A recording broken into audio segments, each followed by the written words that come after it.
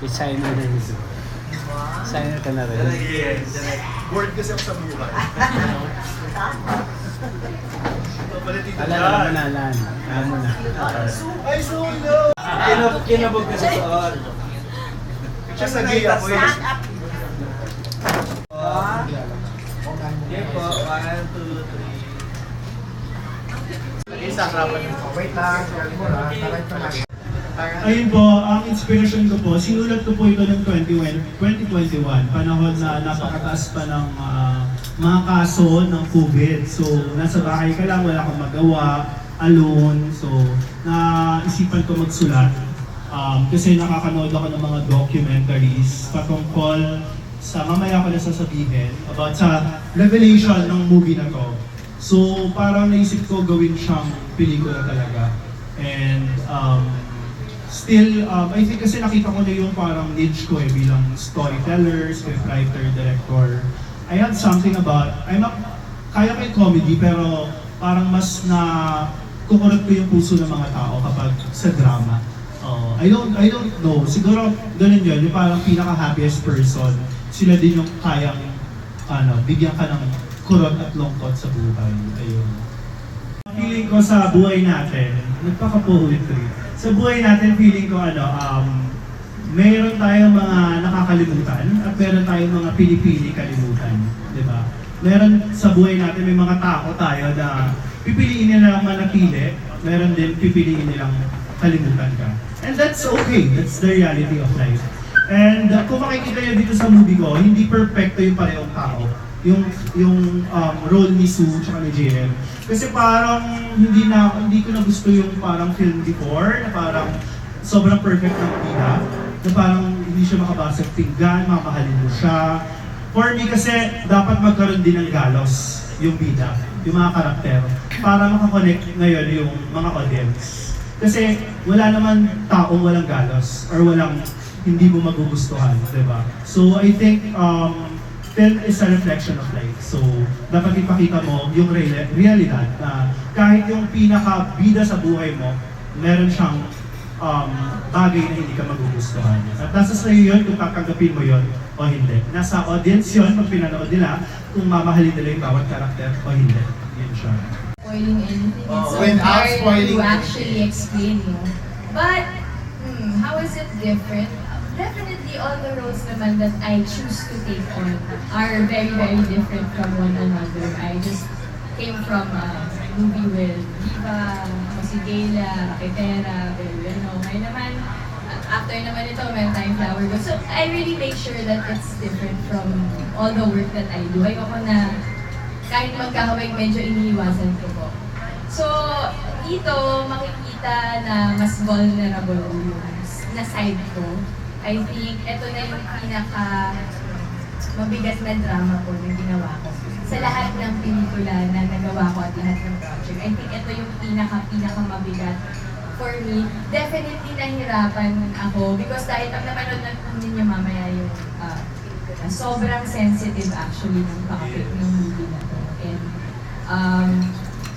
actually silent battles yung gusto nating isigaw. Yung mga tao na hindi natin alam kung paano sila nahihirapan. Dito, sisigaw kami para sa mga tao yun. And sana po ay may mga makarelate at sana makita nila na we understand you and we feel you and we know that you exist. So, parang hindi kayo wala lang. Parang nararamdaman din po namin kung ano yung weight na dinadala niyo. So, sana maka-come across yun sa screens when people watch. Paano ko magpaparelate? Siguro by staying true, delivering yung truth sa performance ko. And hindi naman ako nahirapan dahil si Black Fifth, actors director siya. Ginahin niya kami with all these researches. Tapos si Sue, sobrang sa katrabaho. And parang nagpapasahan na kami ng energy. And feeling ko yun yung makakatulong para mas makarelate yung mga tao sa mga performance. Siguro, syempre ang hirap, di ba? Kasi ayaw nga natin ng spoiler. Siguro lang may mga tao sa buhay natin na pipiliin manatili at pipiliin bumawi at pipiliin hindi kakalimutan. Siguro yun yung take-away ko. Kasi yung script mahirap din siya eh. Marami akong kinonsult sa script. I've done lots of research about yung sa storya. Siyempre para hindi tayo magkamali. And malalaman niyo kung bakit kailangan ng maraming research about it. So, I think that's the takeaway of the movie. It's a thing for us to have a discussion. I think para magsimula ang pagbabago, para magsimula ang pag-angat ng isang bagay or industriya, kailangan natin pag-usapan, di ba?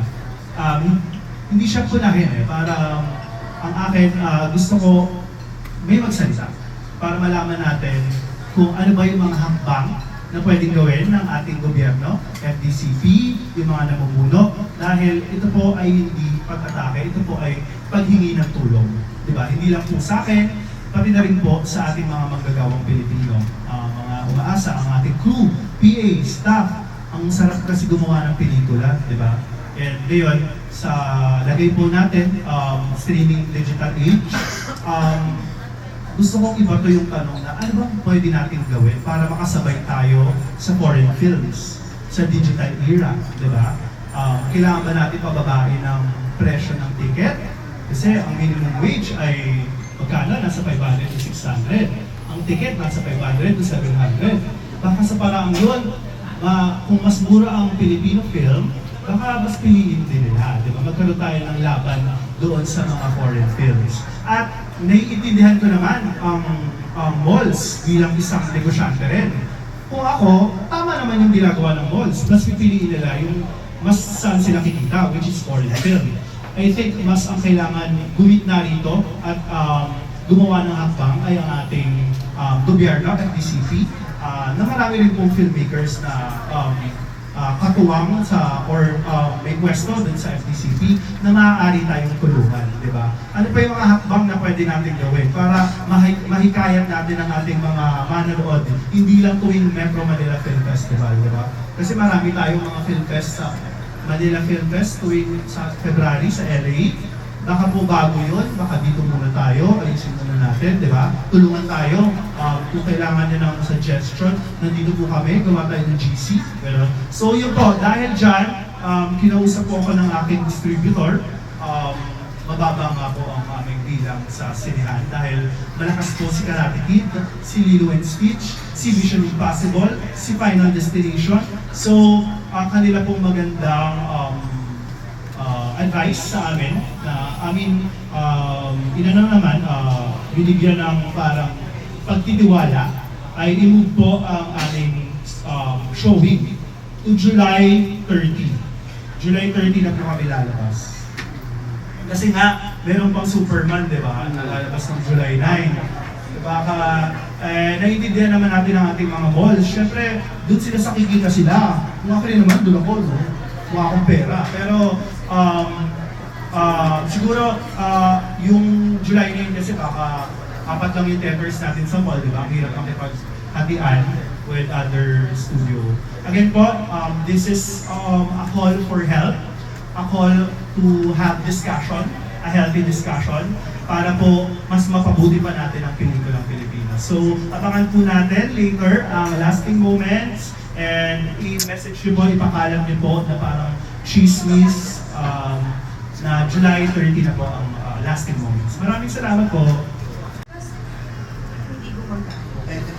Well, I think it's because this movie is so special. And kami po as artists, even the artists behind the camera, iba yung pag-iingat na ginawa po namin while doing this film. Kasi they had to put a lot of research into it. Of course, hindi pa alam actually ng mga tao dahil hindi pinakita talaga sa trailer yung totoong plot ng kwento. Bakit ba special yung pelikula na to? You will really have to go to the cinema to find out. That's what makes it so special. And that's why I'm so nervous. It's because if you see a trailer, you just see a trailer. It's the facade of it. But the deeper meaning and the weight of the movie is actually when you see it, and it's so beautiful to see on a big screen.